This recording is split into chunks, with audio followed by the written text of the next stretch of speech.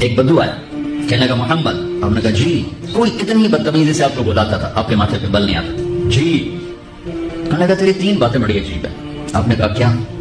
کہ تو کہتا ہے ہم اپنا دین چھوڑ کے تیرا دین قبول کریں گے تو، اور تو کہتا ہے یہ تیرے ساتھی روم اور فارس پرشین امپائر رومن امپائر فتح کر لیں گے، نہ تو روٹی کوئی نہیں، کپڑے کوئی نہیں، اور تو کہتا ہے مر کے مٹی ہو جائیں گے پھر زندہ ہوں گے. کوئی ہمارا باپ دادا آیا؟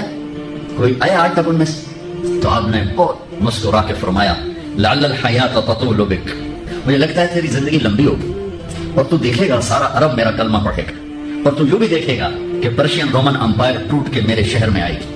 اور باقی رہے گی تیسری بات مر کے اٹھنے کی، تو میں تیرا ایسے ہاتھ پکڑوں گا اور تجھے یاد دلاؤں گا تیسری ہو گئی کہ نہیں ہو گئی. وہ کہنے لگا میں نہیں مانتا. تو وہ واپس چلا گیا.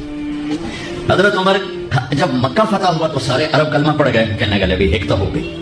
جب حضرت عمر کا دور خلافت آیا تو پرشین امپائر بھی ٹوٹ گئی اور رومن بھی دونوں فتح ہو گئی. تو کہنے لگا بلی 2 ہو گئی یعنی 3 بھی ہو جائے گی، چل پڑھ کلمہ. تو کلمہ پڑھ کے نا مسلمان ہو کے مدینے شفٹ ہو گیا.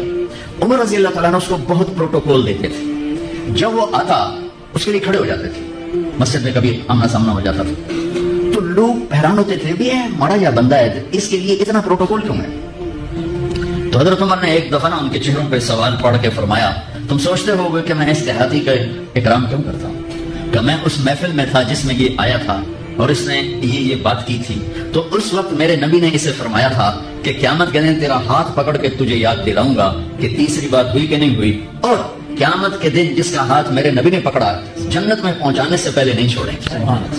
پکا جنت ہی آ جائے. میں اس لیے اس کو عزت دیتا ہوں، پروٹوکول دیتا ہوں.